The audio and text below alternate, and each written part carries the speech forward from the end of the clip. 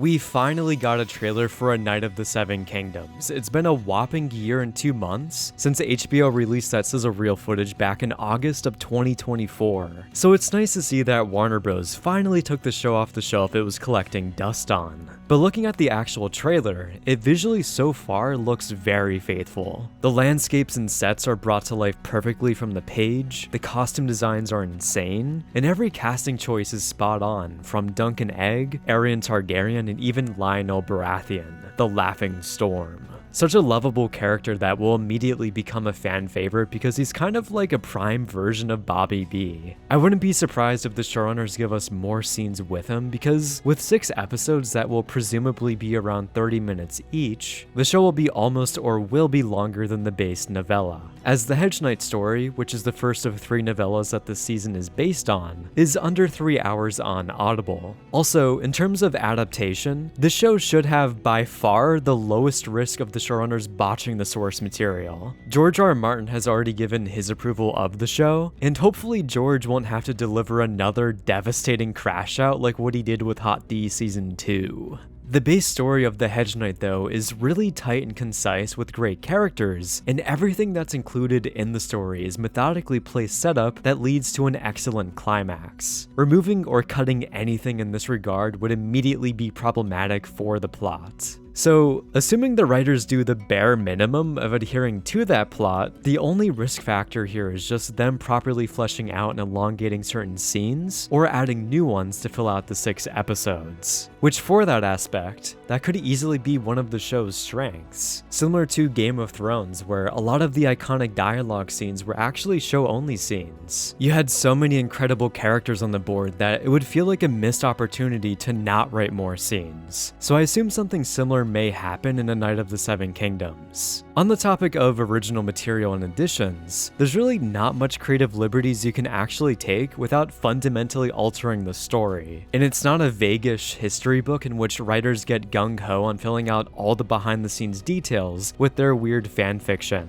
So far, the only thing that I'm slightly apprehensive about is the tone of the trailer. The trailer makes the show feel more like a feel-good comedy when that wasn't exactly the tonal impression I got from the novella. It's more of a dramatic underdog knight story where Dunk tries to scrape by, with some moments of levity and lightheartedness interjected throughout, primarily through the dynamic of Dunk and Egg, which is just iconic. I don't really want to talk about it in depth yet, and we'll save that for episodic reviews. But for the tone that the trailer paints, it's primarily composed of humor and a song that's pretty upbeat. The trailer even contains some moments that don't happen in the novella, like a minor additional moment of humor is Plumber's long exaggerated snort.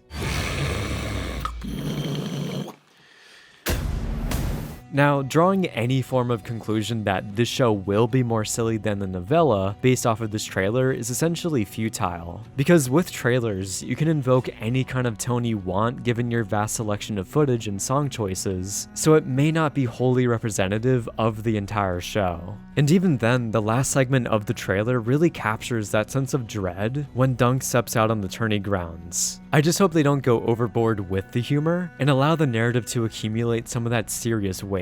Because I feel like The Hedge Knight is deceptively an excellent story in that regard. You go in with low expectations, but it ends up going in a really cool and interesting direction, showing a surprising amount of depth that actually feels in tune with Game of Thrones to an extent. That's why the show subtly has great potential to be consistently the best Game of Thrones show, or the most flawless, as Hot D and Game of Thrones itself have some pretty heavy baggage that comes with their respective great aspects. In terms of the people actually making A Knight of the Seven Kingdoms, HBO always guarantees a stellar production quality. The show's cinematography already pops, and the sets look sprawling and impressive, allowing for a story that will probably feel very dynamic and fluid. The showrunner/series creator is Ira Parker, and she originally is coming off of House of the Dragon Season 1, specifically writing a singular episode which was the 4th one. So honestly, it's kind of hard to judge her talents, but she should at the very least be skilled enough to adapt The Hedge Knight. It would genuinely be harder to mess up the story because the pace of the novella and the crisp dialogue easily lends itself for a screen adaptation.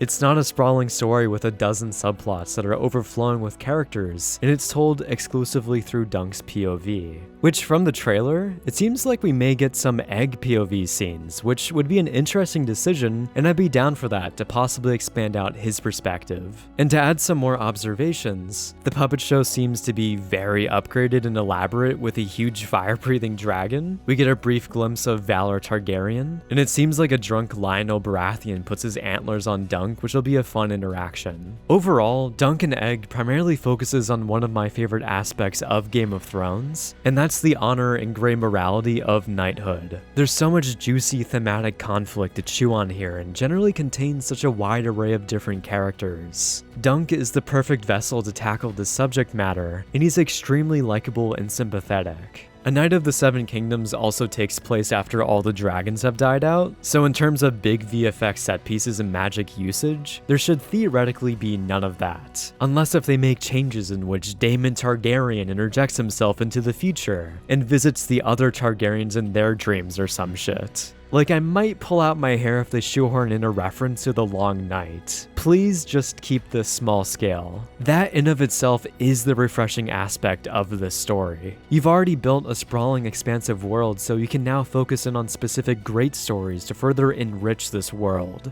You don't have to loop and connect everything back to the overarching Long Night narrative, and just tell a compelling story about Dunk and Egg. If that happens, then this will be a guaranteed great show.